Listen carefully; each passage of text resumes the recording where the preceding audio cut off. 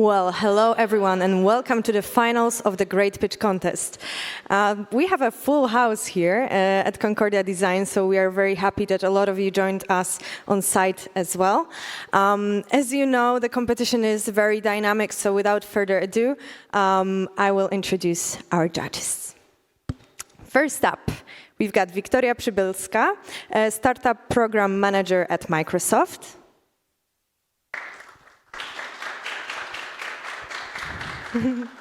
Next up, we've got Bobby Bidoczka, a venture associate at Tandem Launch. We also have here Angelo Burgarello, Director of Business Development at AI Startup Incubator.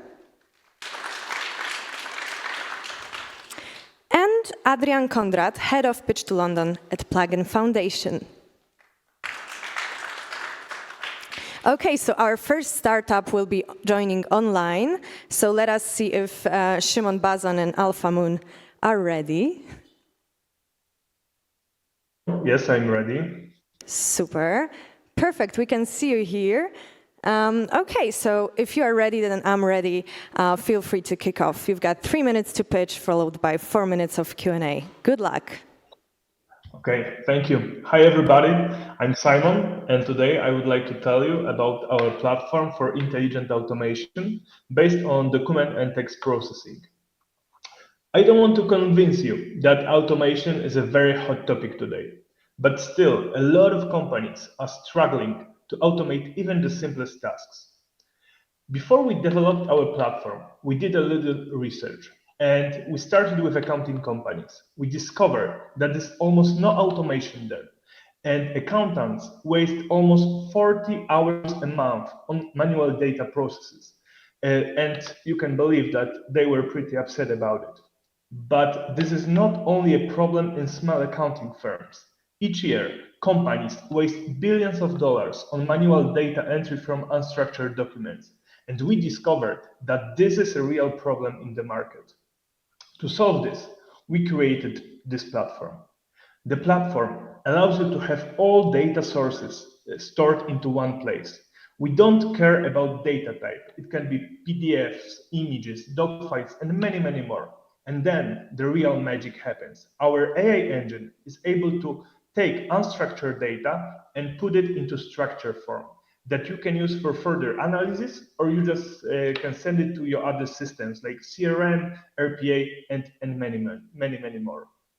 At the beginning of the presentation, I told you how much time is wasted in invoice processing, but our platform is able to help in many areas. We are able to process a variety of documents, including contracts, complaints, emails, and many more. Basically, AlphaMoon will help you with any process where you have unstructured documents. We analyze the market, and from reports and our own experience, we see that the global market for intelligent automation is huge, and this is constantly growing. There are some competitors, of course, but we are certain that our superior human-in-the-loop technology, rapid implementation, and low-code platform will get us ahead of them in no time. Take another minute to hear about our company. So AlphaMoon serves customers all around the world, and we operate in several European countries and 2 continents. We work with large and medium enterprises. Our team consists of 25 specialists, including 4 PhDs who are heart of innovation at AlphaMoon. We work with mentors from VC, corporates, and best universities in the world. In 2020, we raised a pre-seed round from Kwarko VC, and now we are looking for €1 million for seed round. We are planning to use these funds mainly for boosting our sales and marketing activities. Thank you for your attention, and I'm waiting for your questions. Okay, perfectly in time. So now let's hear from our judges. Are there any questions? Who'd like to start? You've got microphones right in front of you. Go ahead, Angelo. Hi, Simon. Thank you so much for the presentation. I'd like to know more about your competitive edge against the competitors that are in the market already. Yeah? Specifically, you mentioned one that is in Czech Republic that I know pretty well, Rosum. There are also a couple of others that recently have raised quite a good amount of money in the same space when we talk about accounting. So could you tell me why exactly do you believe you are better than the guys? Yeah. So the most important differentiator is our human-in-the-loop technology, and that means that we are able to support like our artificial intelligence with human interface, and because of it, we are able to create like the highest accuracy, and we will not put any like miss or errors into your systems. So technology is one advantage. The second advantage is our own OCR. And our OCR is comparable to Google OCR. And this is something that is also a huge differentiator from our competitors. So two things, our own technology and then support from a human operator that is able to work with the platform. Okay, thank you. Any other questions? Go ahead, Yes. Bobby. Hi, Simon. Thanks so much for the presentation. How do you integrate into, I mean, companies have just, a plethora of different platforms on board. So how are you going to integrate within all of those? So basically, we right now we are able to integrate through API. This is like the easiest way, but also we are able to use tools that are already on the market, like Zapier, to integrate with most popular tools. We are also searching for partners that have some integrations ready in place that will help us integrating in more and more tools in the future. Go ahead, Victoria. Yeah, what are you looking for right now? Like, are you looking for any extra funding, or what's your next step to grow more rapidly and globally? Yeah, so in my presentation, there is an offer that we are looking for 1 million euro as a seed round. We are after our first pre-seed round. We got 2 grants for 1.5 million euros for our research and development in our company. So right now we need more funding to boost our sales activities to move to other markets. Yes, go ahead, Adrian. Hi, Simon. Thanks for the presentation. You said that you're looking for 1 million euro. Can you tell us under what valuation? And the other thing, how quickly your model can learn between different companies? So that can be very important. How quickly they can actually use to generate good results. 30 seconds to answer the question. Okay, so the Go ahead. valuation of the company will be between 10 and 12 million euros then. And basically our model can learn through vertical. So if we solve one problem, for example, invoice processing, then we can just sell it to many customers almost in no time. And to train model for a new use case, we need almost like 3 weeks to train a model for a totally new use case. Thank you, Simon. Time is up. Warm applause for Szymon Bazan from Alpha Moon. Thank you very much. Thank you so much for joining us. We're glad that we could do it, even though we were joining online. Perfect. And now, to mix it up, we'll have a startup joining us on site. So it's going to be Piotr Krajewski and Cancer Center AI. Warm applause for Piotr. Yeah. Hello. My name is Piotr Krajewski. I am CEO and co-founder of Cancer Center.ai. We focus on cancer diagnosis process. We want to increase this process and help pathologists and radiologists in this. This is Kuba, Jacob, my nephew who have a brain cancer, and I see how the process looks like in my family. And the main problem, what we see in this process, there is a pathologist, because there is not so many people in this area, in many countries, and they have to so many cases, not only cancers. And we have to, in Poland, for example, wait 2 weeks for first opinion. So, as I mentioned, long process, that's the main process, that's the main problem. Second is that there is specialization in this area. One people don't have knowledge about so many cancers. They focus on, for example, brain, prostate, etc. So they don't have, if they have some additional new cancer from another organs, they can do it, or they make a risky diagnosis. So for this, to resolve these problems, we offer solution platform, cloud platform for second opinion to help them to be sure that the diagnosis is okay or not okay, and increase the time of diagnosis. So many pathologists don't have a digital version of data. So for this, we have to develop PathoCamp software, whole slice images software, which help them to digital version. And then in Patho platform, we can analyze this is our platform. They can analyze, share, annotate this data, and of course using AI models to analyze automatically, not manually. Right now they do it manually. And the same in radiology area. We increase this time. Market size is growing. We have so many cases. This is second reason of death, cancers. Yeah, so the market is growing. Our status, current status, we have two commercial installation, and right now we talk with next hospitals, and in Poland and Switzerland, and right now we get a funding from National Cancer Innovation Center, and right now we're looking for investor who can join to us and help us to increase sales, special sales outside of Poland. So right now we are on the stage where we talk with hospitals directly, but we want to talk with device and software companies, insurance companies. At the end, open marketplace, second opinion marketplace for patient also. This is our team.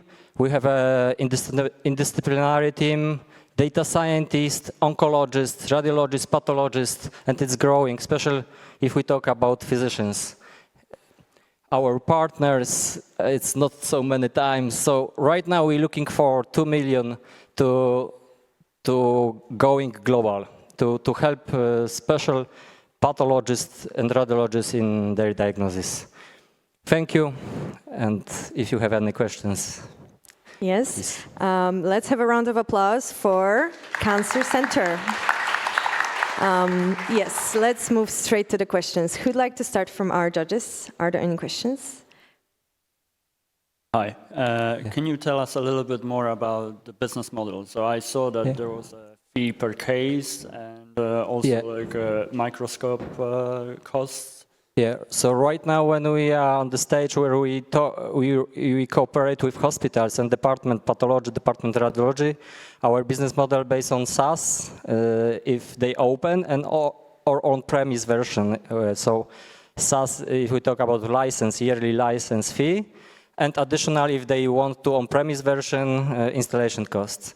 So this is, and if we, and next stage, when we open platform for people, then for patient will be per case, yeah? But this next stage, not this one, not the current. Thank you. 2 minutes left. Good, thank you for the presentation. I want to follow up regarding the question that my colleague had before. Yeah, because usually in the healthcare, cloud solutions so far have not been much accepted. There is a huge amount of hospitals that are still on private network. So when you have pathologists working in the private hospitals with a private network or public, and you have other doctors that share information on the cloud, you know, those two databases of information cannot be shared between the two parts. Exactly. So how do you cope with this problem? So our platform works with many type of devices. It's not working only one scanners or like right now. So this is a big difference between current situation when if pathologists, for example, have scanners for one device producer, he can't share it to second pathologist in another hospital because he can open it. So right now we resolve this, that we integrate with NN scanners in hospitals, different scanners. This is open platform and it's work with many devices, and it can be used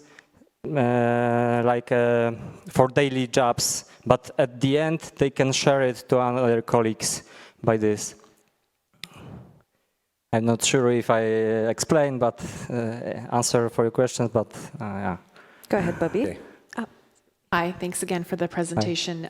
So I see that you were going to focus on Europe, but in North America, there's a lot of this technology diagnostics going on. So what's the competition looking like for you, and how are you going to beat out, why you and not others? Yeah, so what is unique in this is in our product that we focus on cancer diagnosis, not whole pathology, whole radiology area, because in this area we have competitors, for example, which focus on whole radiologists, and in cancer diagnosis, it's necessary to have both data, not only pathologist, or not only pathologist slice, or not only radiologist scans. It's necessary to have both to make sure to good quality diagnosis, and Thank you, it's Piotr. unique.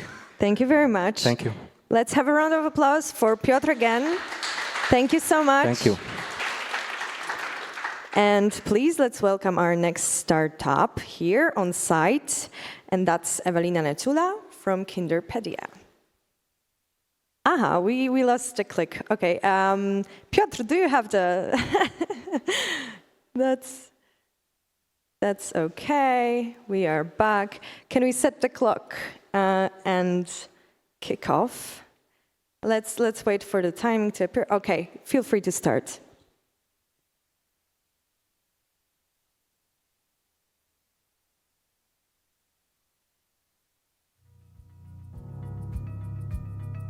Hi.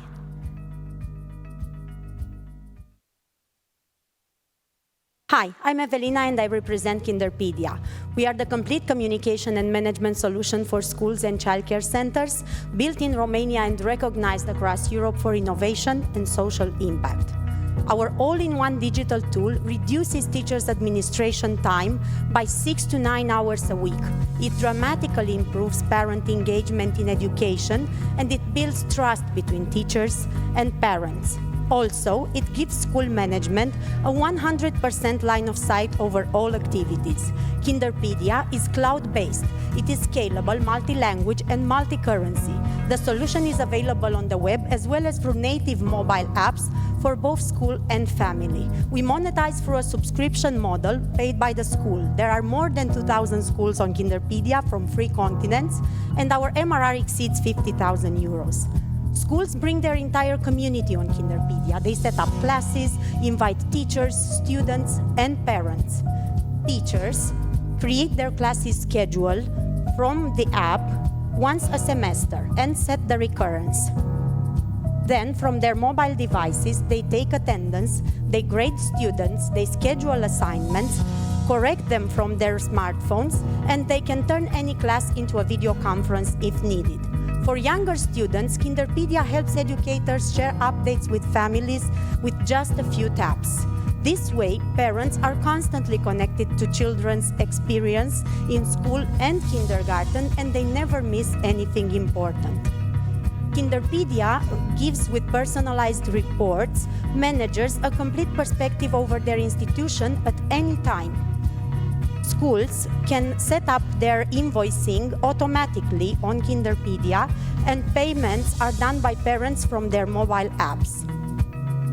We recently launched a child development module which allows teachers to register observations about children's progress, to assess them according to their own curriculum, and to elaborate personalized plans for each student. What makes Kinderpedia special is the fact that it is an all-in-one solution, that it has multiple yet tailored functionalities, a superior user experience on both web and mobile, that we have personalized and assisted onboarding for each school and permanent customer support. However, what truly differentiates us is the feedback that we get from our users about the way Kinderpedia shapes their day-to-day activity. So, looking forward, what we are seeking is tech and corporate partnerships to support us in enhancing our social impact and increasing our international presence. So join us in transforming education across the globe today. Thank you. All right. Thank you, Evelina. And now let's jump straight to the questions. Victoria. Hi, thank you for your presentation. Thank you. So there are some competitors, of course, growing, and I've seen many like growing rapidly during pandemic, especially. So are you aware of the competitors, and could you share like how many competitors, direct competitors you have on markets that you are already in? We have a different competition chart on each market. If we look in Poland, we compete with some solutions. If we look at United Arab Emirates, there are others. Some of them target kindergartens, others target schools. Some of them do just management, others do just communication with parents. Normally, when we go into schools, we replace 2 or 3 solutions because we give them a lot of functionalities within the same umbrella. So we are basically a solution of the 21st century because many of the solutions like school-based or Smiths are from, let's say, 1900, and we give them something that is mobile, that is cloud-based, and this clicks with them because it increases the usage rate dramatically. And this is what technology in education lacks today. There are many solutions, but they are just there on the desktop. Hi, great. Thanks for the presentation. Although it was very much more of a sales pitch than it was of like an investor. So I'm just wondering, like, what is your total addressable market, and do you have like a scale strategy? So if we look at Europe, there are 63 million children from ages 0 to 10, and almost 1 million childcare centers and schools.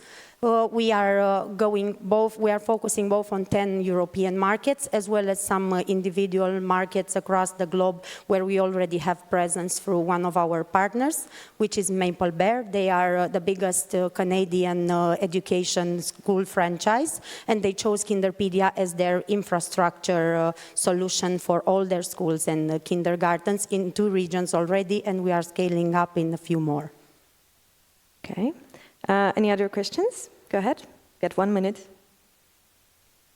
Can you please tell us what is stopping you from growing the most at this moment? I can see that you're already in a different countries, so if you can tell us a little bit more about that. There are actually 2 things. I got this question yesterday and I only answered half of it. Half of it is not necessarily stopping us, but what we are working on doing right now is increasing our internal infrastructure to be prepared for scale-up. And externally, when we look at the market that we are addressing, teachers actually don't have the best digital skills. But we take that upon ourselves on 2 ways. On one hand, with educating the market and permanently bringing arguments about how technology can help education on the long run. And secondly, by making our apps so simple, so friendly, and so intuitive that they don't need to literally learn something in order to use it. Thank you. We still have time for questions. Maybe, Angelo, you haven't asked a question in this one here? Yeah, actually, my colleague asked the question that I wanted to complete yesterday at the semi-final, so that was cool. So I got my answer. Anyway, regarding the adoption, I think adoption for a platform like this is pretty important at the moment. So when you start approaching the clients, the change inside the institution, it's not easy to manage usually. So how do you cope with the problems that comes with the change management of the internal institution? Quick answer, we start please. with the benefits. and we make sure that they understand that it's something for the long run, and we assist them. And we don't do that just at the beginning. We make assessments at 3 months, 6 months, 1 year, to make sure that within 1 year we have a case study with them, that they are already a success story. Thank you, Evelina. Thank you. Thank you so much. Okay. Are we ready for Dima Sirotkin from Panda Training? I think that we are. Also joining us on site. Hi. Perfect. Let's start the clock, and I think you can start. Hello, everyone. So my name is Dima. I'm the CEO of a company called Panda Training. As I asked yesterday as well, how many of you are aware of what business coaching is? Okay, so some people, just for those who aren't, the main difference with something like mentoring would be is that as a coach, you mostly ask questions and you help people to set goals and follow up on them and achieve their goals. And what we do is that we use AI and chatbot technology to automate that process. So we say, what if we wouldn't have the business coach, but people would be coached by an algorithm, by the bot? So before I go further, I would quickly introduce the team. So these are the founders. So I, as the CEO, previously led 2 other companies, up to 18 people. My background is in training and management consulting, working with some of the top Finnish corporates. Our second founder, he led a sales team of up to 25 people, and he's a certified coach, life and business coach. Our COO worked for a VC in gaming, worked for Slush, that some of you might have heard of, and was previously a recruiter. And then finally, our CTO previously worked in Amazon and studied at MIT. The problem we are solving is the fact that 70% of corporate change programs fail, so that's kind of an open secret. I don't know how big your corporate background is, but essentially when you have a strategy and it's a beautiful PowerPoint, we go from point A to point B. The problem when you have thousands of employees, like let's say in Siemens, becomes how do you trickle that down to every employee? How do you ensure that they change the goals? And on one hand, it's an individual problem where individuals feel busy. On the other hand, it's a top management problem where they don't see the big picture. There is research showing that coaching could help, but it doesn't scale. So on one hand, we do help them with scalability, where we integrate with Teams and Slack, help people to prioritize, reflect, build habits. On the other hand, we also provide them the bi-monthly reports where we track the patterns and say, hey, these are the bottlenecks. Here is what 25% of your employees are struggling with. So the user journey is pretty simple. They book a calendar event, half an hour per week, and then they chat in Teams or Slack at the appointed time on a weekly basis. So traction-wise, this year will be a bit more than 200K in revenue. We have some big names like Universal Pictures, SAP, Kone, second biggest company in Finland. Just last month we signed Skanska. This month we're signing Siemens. Those are mostly pilots. So the big question for the kind of like investors going forward would be, okay, can we scale beyond this first project? When we started, we had NPS of like -80. It was quite trashy. Now we're getting to like small positives of like NPS 5, 10. And what that means in practice is that there's 25 to 30% of people saying, I love it, like, can I use it every day? And it's rapidly improving. One more thing on the landscape. So there are a couple of unicorns that kind of show that this market with coaching exists. So they have coaching marketplaces. Some of you might have heard of Coach Hub in Germany. There's therapy bots. So for example, Google invested in Visa. So that also shows the readiness of technology and kind of readiness of big players in the space. And I'm only aware of 2 direct competitors. The main differentiators would be that we integrate with Teams and Slack, and we collect this data, which is actually relevant to the management. Thank you very much. I'll yield the time to questions. Okay. Perfect. Are there any questions from our judges? Who's ready? Victoria? Thank you for your presentation. So I guess there are many people who are super interested in the solution and they're just curious about it. But how long people are staying and really using it like on a daily basis? Do you have some statistics? Like how long are they staying and for how long are they using?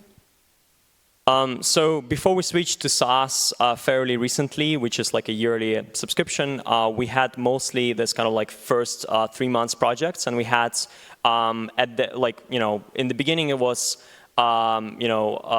pretty bad, but in the end, we got to like 95% retention rate, meaning that out of the people who started, 95% of them, believe me or not, chat with the bot on a weekly basis for half an hour. It's not daily, it's weekly, half an hour per week. 2 minutes, 20 seconds left. Are there any other questions? Go ahead, Adrian. Yeah, so can you tell us, like, you show the companies that are doing the pilots. Do you know when you're planning to like roll it for individuals now, or you just focus on the big players and to the employees of those companies? I mean, to be honest, like I would love it to be available to everyone in general, available to schools, etc. And that's all nice, but I do think that we have to get one thing right. So yeah, I think we'll be executing on this for a while. And the market is huge.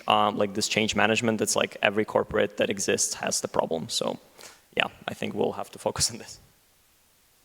1 minute, 30 seconds. Any other questions? We still have time. Quick one. So what are the feedback that your current clients are giving you? So when you approach them, what are the needs that they have that they believe you can solve? So as I said, we're currently closing the contract with Siemens. They're implementing the SAP HANA S4 system, so it's a digital transformation. The main problem there becomes, first of all, like how to support people during that transformation. And you would think like, well, it's just software, like whatever. But I mean, it comes down to conflicts, people change jobs, the team members, the team leaders, sorry, they had their normal jobs, and then on top they have this change management stuff. They have an e-learning system that no one using because it's not engaging. So one of the, this person who is buying, he said, if I wouldn't buy your solution, I will have to do it personally, and I'm not aware of any alternatives on the market. Go ahead. Are you aware of any other competitors in the V4 market? Because two worldwide. So one in New Zealand, one in UK, both at seed stage. The one in UK is more focused on like B2C, I think, but it's kind of blurry. And our clients have never heard of them. Okay. Thank you. Perfect. We've got 15 seconds. Any other questions? Or maybe you'd like to add something? No, yeah, we just closed our pre-seed of 0.7 million 3 weeks ago, so we'll be raising seed in like a year, I think a size of like 3 million or something, but currently not in a rush. Connections to corporates would be appreciated. Okay, perfect. We just, the time just finished, so thank you so much. Big round of applause. Panda Training. And now we move on back to online. And we'll have Pleasy Play and Micaela Silva joining us online. Let's see. Hi. Hi. Okay, so if you're here, yes, please share your screen with us.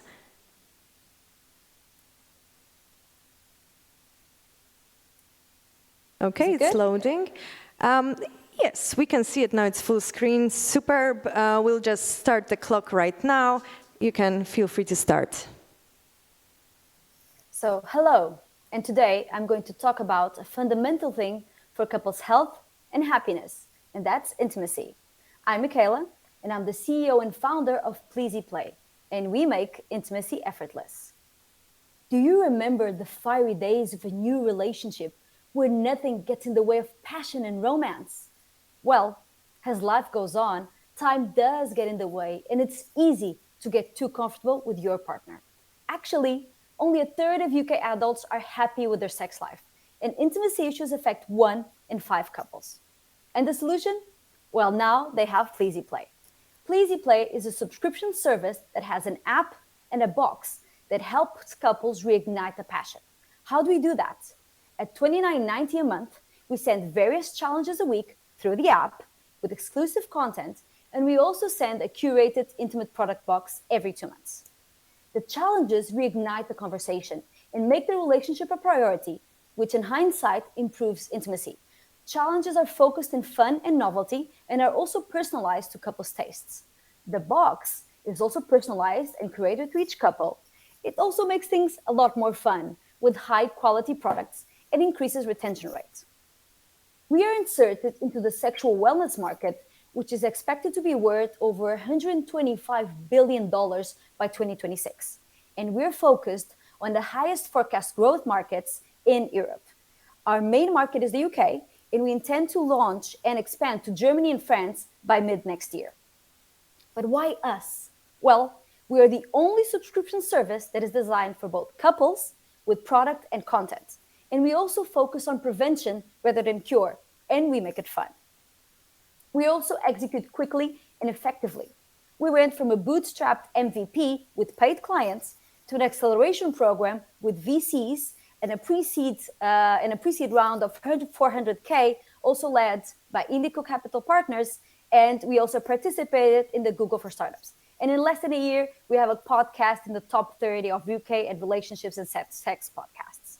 And we also have great numbers that solidify interest. Just from August to September, we had a growth of 4 times of clients.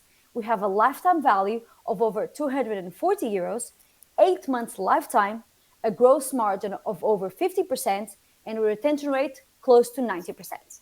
And this couldn't be done without the right team. I'm Michaela, I'm the founder, and I'm a marketing strategist. I have experience in both consumer goods and big companies. And we have Joaquin, he's our co-founder. He's a senior software developer that did everything from scratch to our company, both web app and native apps. We have Natalie, she does all the digital part of our company, Gonzalo that does the physical and the challenges products, of course, along with our advisors. But what we want to make sure is that we are the leading brand in wellness and intimacy for couples. We want to be the next Headspace and Calm for sexual wellness. So join us and invest in our next seed round. Okay. I hope you could hear that. Everyone's cheering here at the Great Pitch Contest stage. So, are there any questions? Who'd like to start? Go ahead, Angela. So, hi, Michaela. Thanks for the presentation. You show a really interesting number, 90% retention, almost 87 it was specifically. Could you please give me the background of this percentage? What is the population that you counted on, and what is the lifespan that you've been counting the data from? Awesome, that's a great question. So we're using data from both the MVP and from after we launched the final product. Because we did a first launch of the app, all developed by us in February, and we actually decided to take it out of the market and relaunch it again in June, I apologize, to make sure that we had the right UX. So this data is using data from the past, from last year, and from clients that already joined since February, because we kept clients even though the UX wasn't perfect, and from clients that have been joining. So that's how the data is. It's from around 30 to 50 clients. Okay, we've got 2 minutes, 20 seconds left. Go ahead, Bobby. Hi, Michaela. What is your scale-up strategy, and what is your plan to enter the new markets? So in terms of marketing, sorry, I was hearing double echo. In terms of entering markets, we want to make sure that we know how to do it. So we enter each market one at a time, making sure it's a native language, and that we can acquire customers that really want and know what they need in terms of relationship and intimacy. What we're doing right now is we're offering a small taster of our box, so 2 products, and the full premium access so that couples can see that they need this solution. And also something that's really interesting about it is that the box entices customers to come in. So this is what makes them subscribe. But our lifetime value is actually achieved through the app, because that's what makes couples really communicate and stay with us longer. And we're actually further developing the app to make sure that you can downgrade from the $29.90 to a $4.99 with just challenges, because we'll know what products you have already.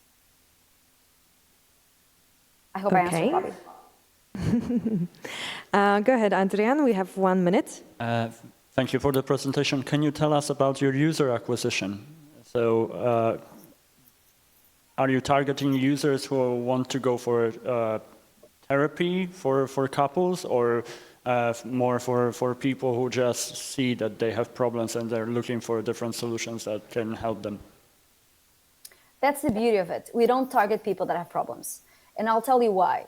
Because first of all, it's very hard for you to say you have a problem. Second of all, we're not therapists. So what we do is we help you have more fun. Right now, the solutions in the market are, if you want to have really fun, you have sex toys, or if you have a problem, you have therapists. There's nothing in between.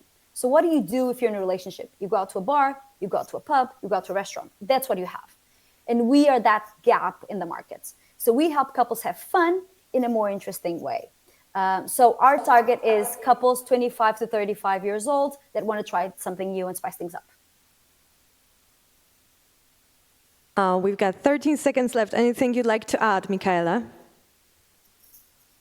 Yes, so we know very well the market. We know the restrictions that exist, and we know how to navigate around them. And we're also a team that really works very fast in solving solutions.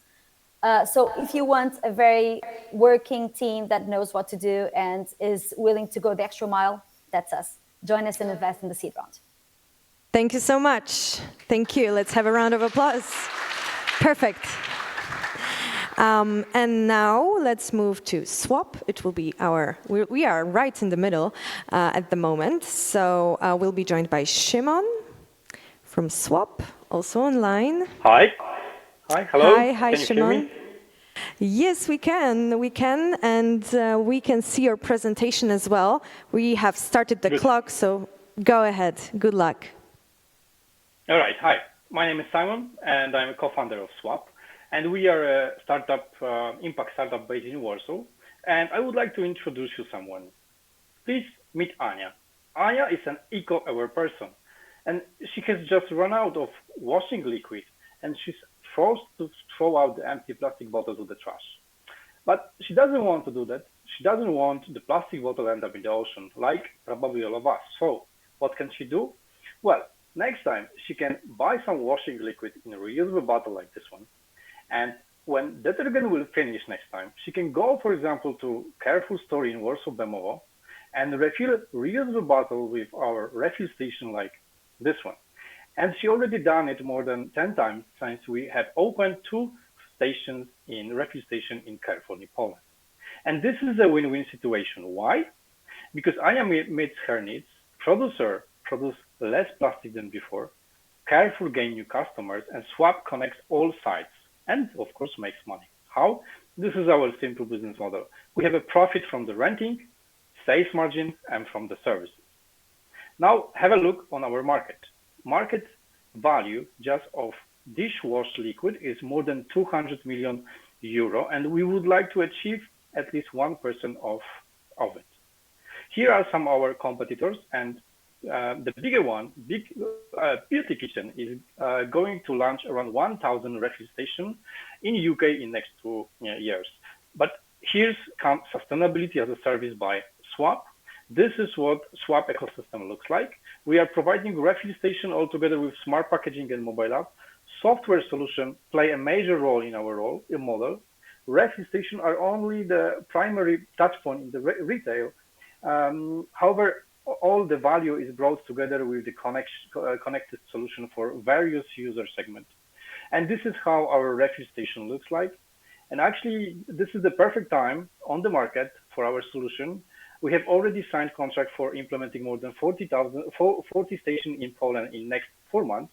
And by the end of 2022, we plan to implement more than 150 refill stations, including 40 abroad. Our goal is to reduce 1 million single-use packaging from the market and reduce tons of CO2 by 2024. Our team has extensive experience in the FMCG industry, marketing and design of packaging. And this year we have completed our first investment round for 250,000 euro, and we are starting working on the next round for 1.5 million euro. So we invite all interested investors to contact with us. Thank you, and let's swap the word together. Perfect. Let's have a round of applause. Thank you. So that Shimon can hear it online as well. Perfect. So let's jump straight to the question. Victoria, go ahead. Thank you for the presentation. So I actually imagine that if we put into your filling station like all the brands around the world, or not all around the world, but all that we have in the store usually, there are some limits right now probably for your filling station. So we cannot put like all of them. So what is the maximum capacity for it? And how do you want to approach that kind of problem that we cannot put everything to one filling station? Yeah, thank you very much for the question. It's a very common question, actually. I mean, because people really would like to know how we're going to play with it in the shop. Yes, so I really understand it. So we have 8 products in one station for now, for multi category. So we can sell cosmetics and let's say home care product in one place. And there is like almost 100 liters of product inside. And if you are thinking about how we're going to play with other brands on the shelf, so we would like to change products as much as we can.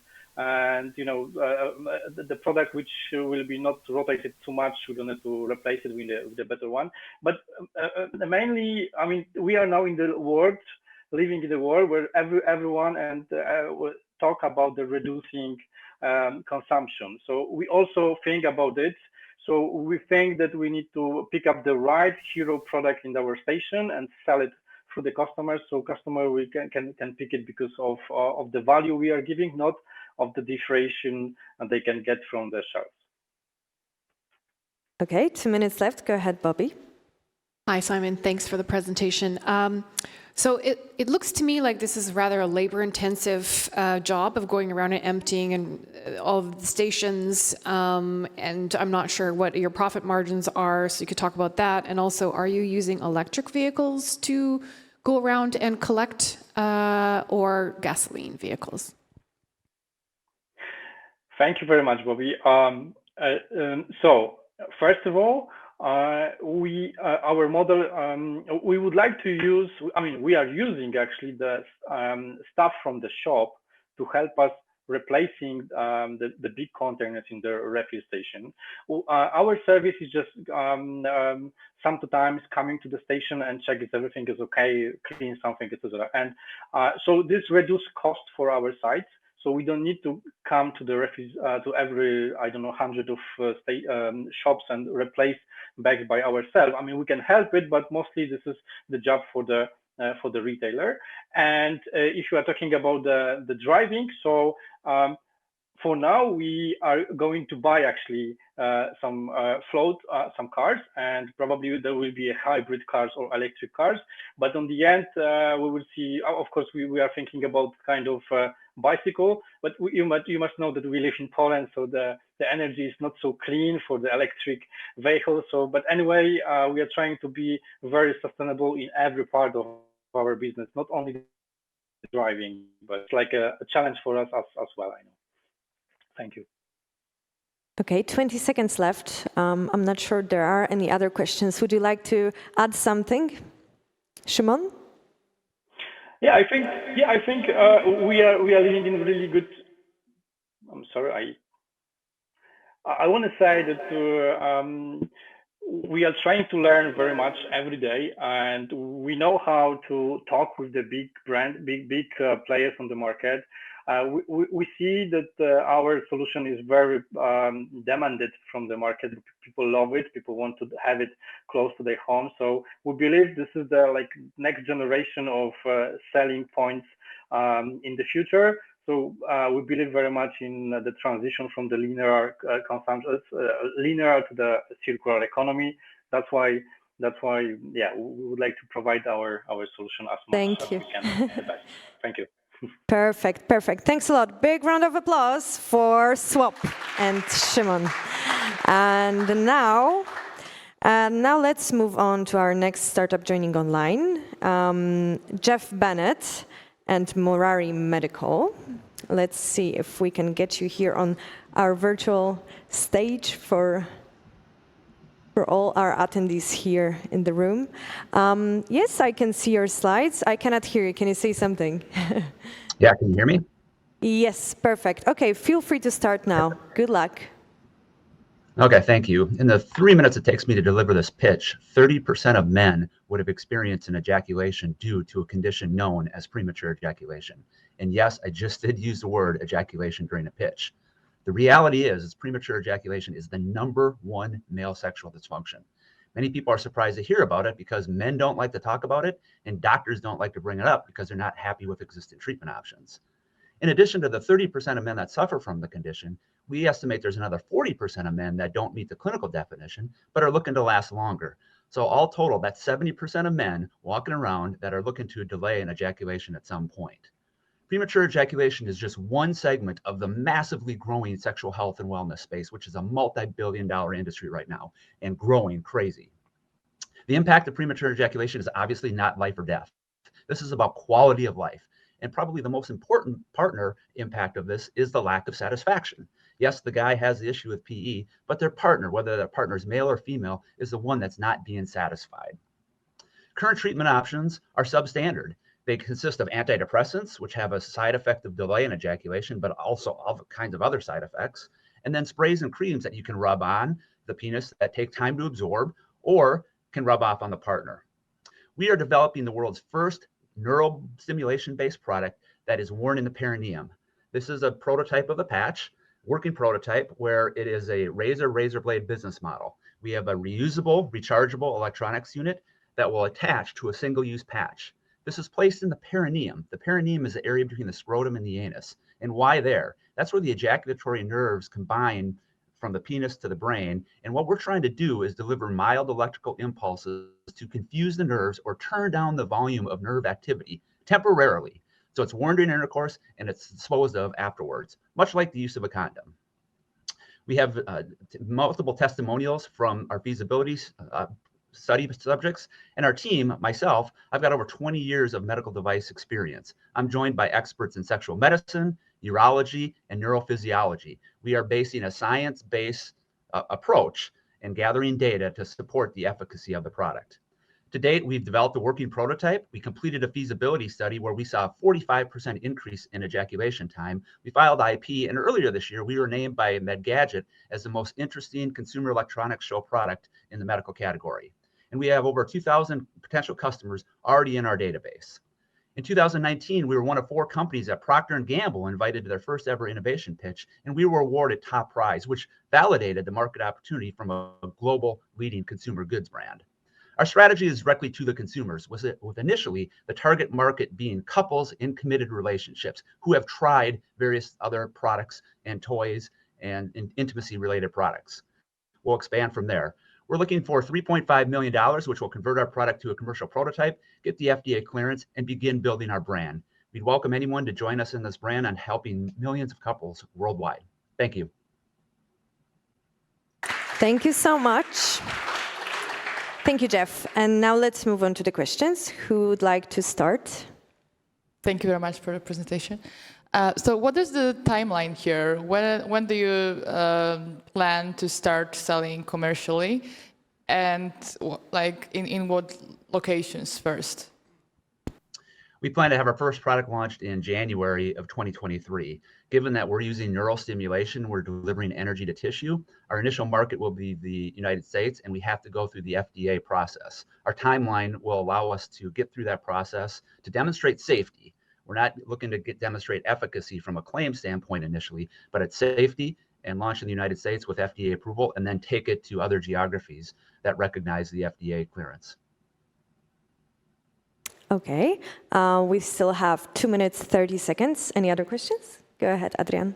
So, like for many medical devices, FDA approval can take some time. Do you know how long it will be for yours? Do you have any like traction already on that? We do. We actually got some positive news from the FDA earlier this week, and we're leveraging a technology that's not new. Neural stimulation has been used all over the body in other conditions. No one's just ever taken it down there for sexual health and wellness. So it's not a brand new technology approach. We actually see our product as a technology platform that will extend to other applications, such as female orgasm issues or arousal issues. So we have a platform. Our first product is for premature ejaculation, and really to help that couple have fun and reignite that relationship. But yes, the FDA, we've got a very clear guidance on the track to get through that. It's something called the 510K clearance. It's a 90-day submission, and that's all built into our timeline, which would allow us to launch in January of 2023. All right, go ahead, Angela. Hey, Jeff. Thanks for the presentation. Could you please walk us through the numbers that actually demonstrate that the technology is having a real positive effect and is not just inducing a placebo effect? Sure. Yeah, we did our feasibility study under what was called the Institutional Review Board protocol. So that was a third-party entity that looked at the study to make sure it was safe and ethical to perform on patients. That study was performed after our proof of concept, which was done on 5 individuals. We then did beta testing with 15 individuals, and then the formal feasibility study was done with 10 couples. We're going to continue to extend that number out there, but giving the anatomy and the science around this, again, we're not using something that's brand new. Neural stimulation's been used all over the body for chronic pain, muscle soreness. So it's been demonstrated to be safe and effective. No one's taken it down there, and that's what we're trying to do, leveraging the same science around neural stimulation for other areas of the body. Thank you. And one thing I would add, Yeah, sure. Whoever wants to talk now, Bobby, maybe. Hi, Jeff. Can you talk about the supply chain? So the components that you need to build this, do you have that already all lined up and ready for production when it's approved? And I hope to see you at CES in January. Yeah, no, CES has been great for us. We'll plan to be there again. But yeah, with the supply chains, again, this is a simple, I say simple, the components are simple, where the novelty of what our product is the waveform and how we're delivering that energy. So from a component standpoint, the battery, the chip, resistors, capacitors, gel, that's all readily available. What we're doing right now with our product development partners is just making sure from a sourcing standpoint that the components that we've used in the prototype are the right ones from a production and a scale-up standpoint. Initially, we'll begin low-volume production in the United States, but as we scale, we'll take that offshore and leverage the experience that several electronics manufacturers have. Okay, thank you so much, Jeff. Let's have a round of applause for Jeff here joining us online. Thank you. Thank you so much. Okay, and now I think that we should bring here Kevin Gonzalez and Email Tree AI joining us here on site as 8th startup of today. If you're ready, we will start the clock and feel free to begin. Good luck. Thanks. So I'm Kevin from Email Tree. Email Tree AI helps businesses reply to their customers' needs in seconds using hyper-automation. We increase email productivity, improve the customer service experience. We also reduce average handling times and, of course, automate repetitive tasks. The problem we see is that slow email responses disturb customers. It makes them sad. At the same time, we notice that repetitive processes cause businesses to lose money. In fact, 68% of customer service leaders feel that automation, such as the solution we provide, is very important right now today. So to solve this problem, we are in fact currently addressing this issue for in-house and also outsourced service providers to markets worth hundreds of billions of dollars already now. The way we're doing this can be summed up in one word. This is hyper-automation. In fact, it's really interesting that this was Gartner's #1 on their top 10 strategic technology trends for 2020 and 2021. And of course, hyperautomation is intelligent end-to-end automation using tools like natural language processing and RPA. Our solution is more than just applying AI to emails. We can break it down into 5 simple steps, which define most of our products. First, we extract information from natural language. This can be from a Facebook text or an email or voice message. Then we gather some additional contextual information. So you can imagine we might reach out to an internal database or an external API to have more information about the request that our user wants to have fulfilled. After that, we can already start generating answers, or we can assign tasks to robots or to humans. Once these tasks are assigned, either a human can complete it or an automated process can complete these tasks. And once they are completed, of course, our machine learning models are retrained so that every time a user uses Email Tree, it gets better and more efficient. We've been managing emails completely end-to-end since 2018. So we are seasoned in this area. In fact, Forbes recently wrote about us and linked us with Grammarly because they believe that our solutions like Email Tree, are the future. We've already reduced the average handling time of emails from 6 minutes to 1 minute. And at the same time, we've achieved an accuracy of 95% for email classification. Not a small feat. Our customers include Orange, BWM, and WebHelp, and of course, many more. What we found is that our customers are really happy with our solutions, and this is because we enable them to use the processes and tools that they like. So we don't trap anybody into using a certain cloud provider or a certain RPA solution. So if they want to use Power Automate, they can do that. And if they want to use UiPath, they can do that. We do this with the support of our strategic partners, including Microsoft, UiPath, and Automation Anywhere. And of course, this list is growing. So we invite you to join us in our mission to define hyperautomation. Perfect. Okay.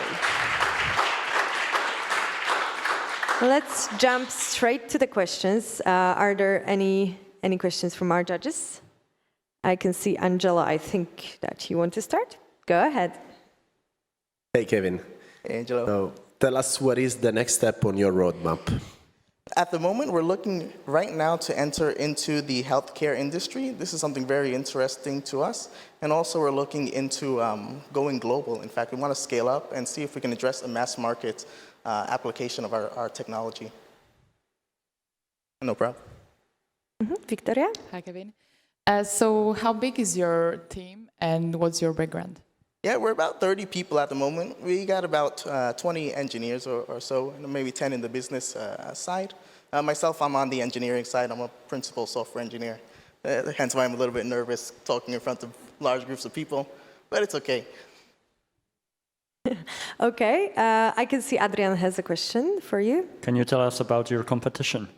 Yeah, so I'll get personal here. At the moment, there's one company, Ultimate AI, and I think that they are one of our biggest threats. They do very similar work to what we're doing right now, but they're focused more on the AI side than the RPA side. And we find that, in fact, most of our competitors are focusing more on the AI side. And in fact, this is why I joined EmailTree, to help us improve on the AI. So we already have a really robust RPA infrastructure, and many of our customers praise us for this. But I want to see us dominate also in more areas, such as AI. Okay, 2 minutes left. Bobby? Thanks, Kevin, for the presentation. Can you just give me like a 30-second walkthrough? So like I get an email, I need to respond. How is it? I don't get it. Yeah, I'll give you a fun one. So you can imagine a customer, right? Maybe they book a flight or something, and the flight is, I don't know, delayed. And the customer says, okay, I want a refund for my flight. Maybe they had this included in their the service they paid for. So what would normally happen is, right, a human would have to manually reply to this message, and they got to go check in the database, did this guy pay for having the refund ability on their ticket? Can we offer them other services, and so forth? What we do is we automate this whole process. So the machine would actually check the database, confirm with the user's ID or whatever information they provide in the email, check and maybe generate some, we could even automatically generate the refund if necessary, and then reply with the email, completely automated. Does that answer your question? Perfect. We still have 1 minute. Are there any other questions? Victoria? What is the biggest challenge right now for you as a company? Yeah, it's a good question. It's something I often think about, in fact. So one issue we have right now is really scaling our, scaling on the market a little bit. We find that we aren't as mature as we'd like to be, especially in marketing and sales, also on the engineering side, if I can be honest with you. We're really trying to address this internally, and we feel like with investor support, we could solve these issues a lot faster, hence why we're here. Okay, 20 seconds left. I'm not sure there are any questions. Would you like to add something to our audience watching here and also online? Sure. Feel free to try out EmailTree if you'd like.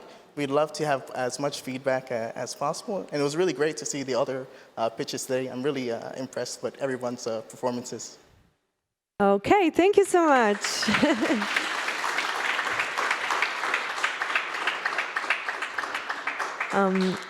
Our next pitches will be online, and there are 2 left till the end of the finals.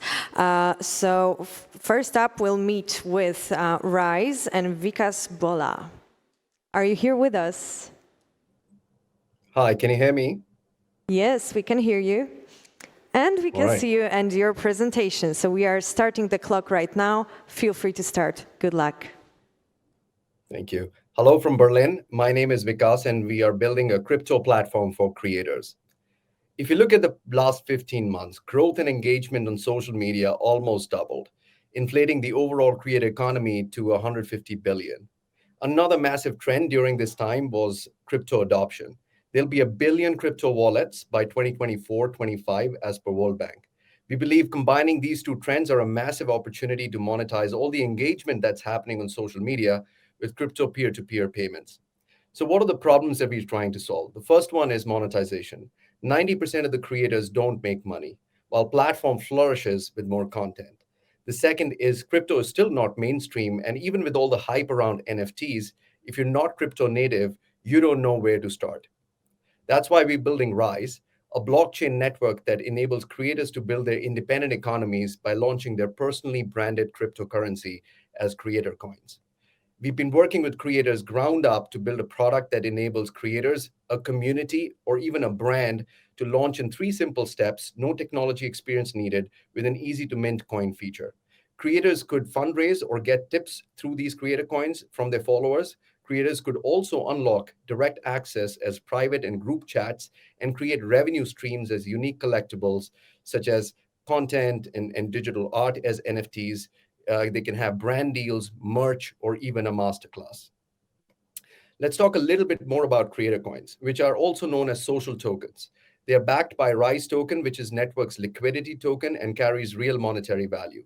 Economics of these coins are fixed supply and a sublinear price curve, which basically means creator coins value appreciates with growing demand of these coins. So if you invest early in a creator, you have a lot of upside as a user. Here are some of the use cases. The first one is Junkie Cat, who's well known in the electronic music scene. And if you buy JCat coin, you will unlock access to his community for a private chat, early bird ticket access to his events. Before it goes live on any digital channels, you can even vote and recommend on the next venue, as they're always unique. He's known for doing videos flying from one building to the other in a garage or even in a camper van. You can have Junkie Cat merch, which is quite desirable, the mask or the hoodie, and even a masterclass as electronic music. Here's Nina, who is a celebrity artist in Netherlands. Art that you see on the slides are NFTs by her. She's actually known for her tribal art and cartoonish illustrations. Our revenue model is we take a fee on creator coin transactions as a provision to provide liquidity to these coins and take commissions on NFTs. We'll also be earning yields by staking our tokens in the network. And as we explore the frontier of crypto and its real world use case, we'll have more opportunities in future as well. We're currently at alpha stage and intend to launch our MVP mid-December. We've raised 150K so far from Antler and a grant from Polygon, on which we're basing our network on. As a team, we're passionate about helping people to do what they love and to make crypto easy to unleash its possibilities as a decentralized network. I come with a marketplace experience of leading Booking.com's Asia business as managing director and a Harvard Business School alumni. And I'm building Rise with Rebecca, co-founder and COO, who has a product and design background working in large technology firms. Federico is the creator in the team, driving our community participation and creator relationships, and we are working with a Web3 developer team to execute this product. Rise aims to make crypto easy and put the power back in the hands of the creators and their communities. It is a pleasure to be here, and thank you for listening. Looking forward to the questions. Perfect. Oh, let's have a round of applause for Vikas. Okay, are there any questions? Who'd like to start? Bobby? Hi, Vikas. Thanks so much for the presentation. User adoption. So, I mean, a lot of content creators are not, they're good at using Instagram, but not necessarily all that technical savvy. So how are you going to get them to understand the value and then adopt? That's a great question. So in our alpha product, we already learned that it's a bit of a hard road for them to climb immediately. So simply put, as a part of the go-to-market, we kind of creating a niche segment.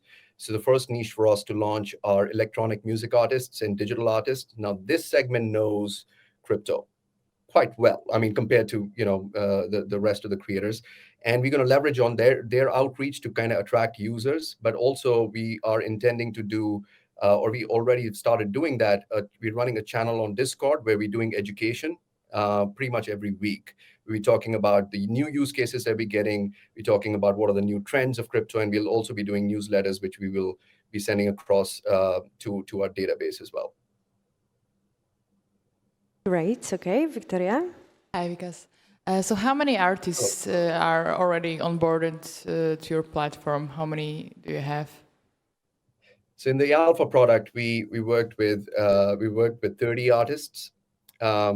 But I think the way we are kind of structured today is that we are actually going for 100K followers plus artists, and that's the segment we intend to see. We intend to kind of convert 1% of that, and if you're able to convert 1% of that, that's pretty much our starting point. So yeah, I mean, we're working with agents. We're basically talking to agencies. We're talking to big artists to come on board and launch products, digital assets of these artists. Yeah. Okay, 1 minute left. Go ahead, Adrian. Thanks for the presentation. So you showed Nina, digital artist. So what is your leverage for her to convince her rather from going to OpenSea and do it all on her own to partner with you?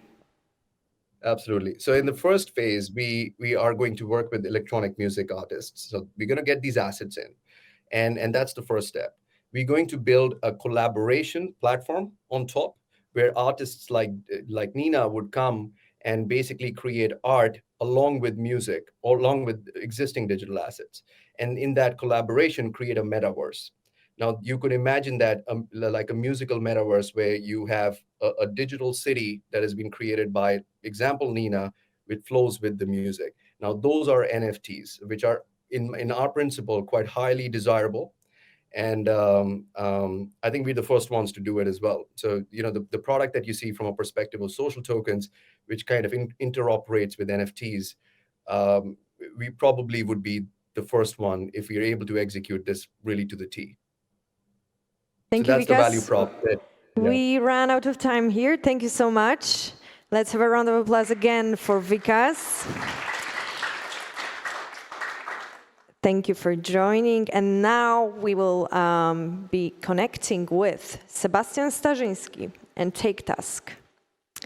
Let's see.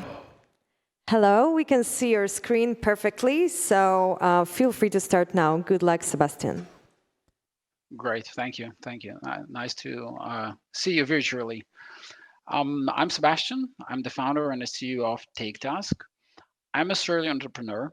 For over 20 years, I have been running a market research agency, helping different corporations, mostly retailers and producers, audit execution of their tasks in the field. Marek joined me with his, sorry, I'm not clicking the slides. Marek joined me with his 14 years of experience as a founder and a CTO in telecommunication startups and software houses. The problem we decided to address is lack of good execution and quality assurance systems, specifically for remote workers. And TakeTask solves this problem. And by using photo and video recording, GPS and timestamp, as well as AI verification, the quality of task execution and monitoring is very high. So TakeTask is a no-code platform that allows remote monitoring, reporting, and management of business tasks on a large scale for complex operations involving deskless workers, for example, on a shop floor, in a factory, or in a field in any industry. Here are some examples of TakeTask at work. So retailers use it to check promotional displays or monitor food safety standards. And for all tasks, employees receive quick and clear feedback from managers, wherever they may be. It is also used in other ways. For example, our global client Shell uses our AI to track competitor prices in real time. And the Polish government is using our product for monitoring mandatory COVID home quarantine. Our business model is very simple. We make money by charging a monthly fee based on the number of users and the chosen plan. plus Azure cloud cost. And the implementation time can be just 2 days, and the system is sold in a white label model. We validated our sales and marketing approach in Poland and started to scale internationally with first clients in other countries.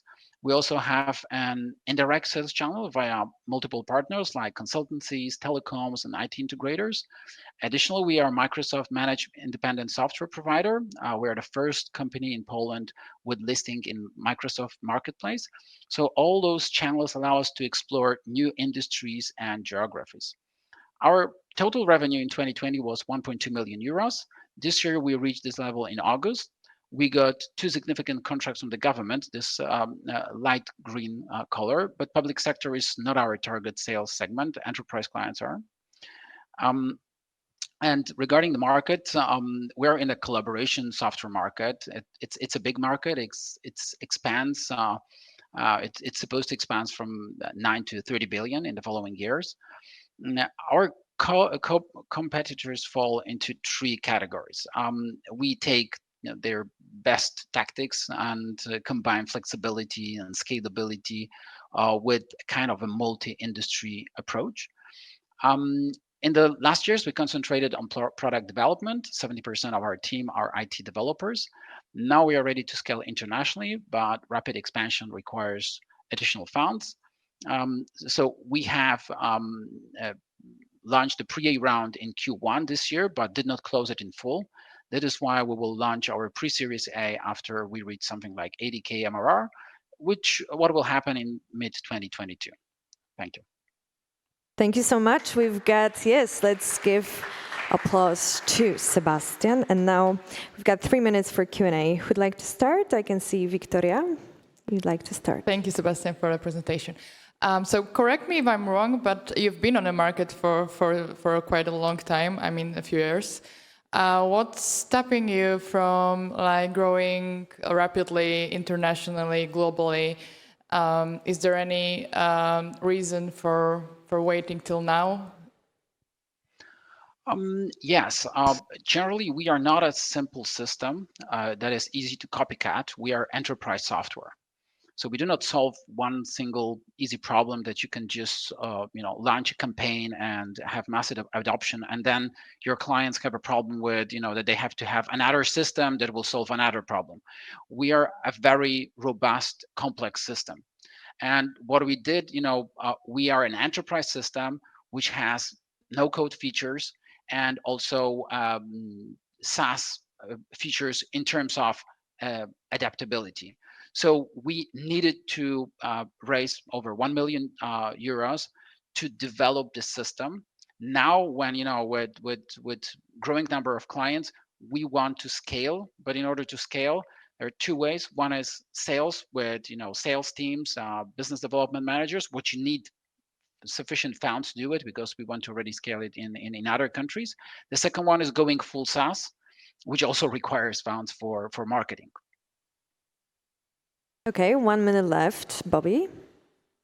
Hi, Sebastian. I'm just wondering what is your sales strategy, because just based on the case study that you use, say the gas station, why can't I just take a picture of that and send that to my boss? Why do I need your app?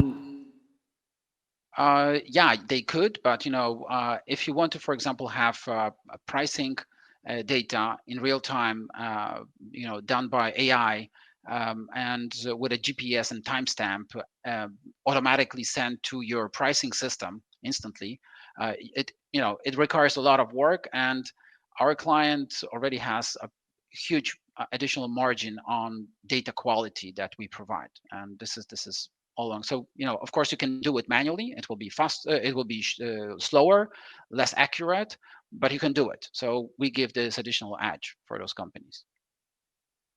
Thank you, Sebastian. You've got 20 seconds. Is there anything you'd like to share with our audience? Oh, sorry. Sure, sorry, I didn't notice that Adrian has a question, so maybe let's take this That would time. be a quick one. So let's go to Pareto rule. What are the most common tasks that are monitored or automated with take tasks? It depends on the client. Retailers usually do merchandising, and if they're food related, it's also food safety. and other companies have other tasks like installations or maintenance. All right. Thank you so much. Once again, let's have a round of Thank you applause very much. for Sebastian. Okay, so that is it. We've seen 10 final startups. We chose them with help of our judges. Over 60 judges joined us this edition of Wolf Summit to help us choose the final 10. And now 3 of them will be awarded. Actually, all of them will be awarded with something you will see, you'll find out. We'll be back here with Martin to let you know what the awards are and who is the big winner. So stay tuned with us and don't go anywhere, because very soon on the stage here we'll have our CEO, Michael Chaffee. So thank you very much, everyone.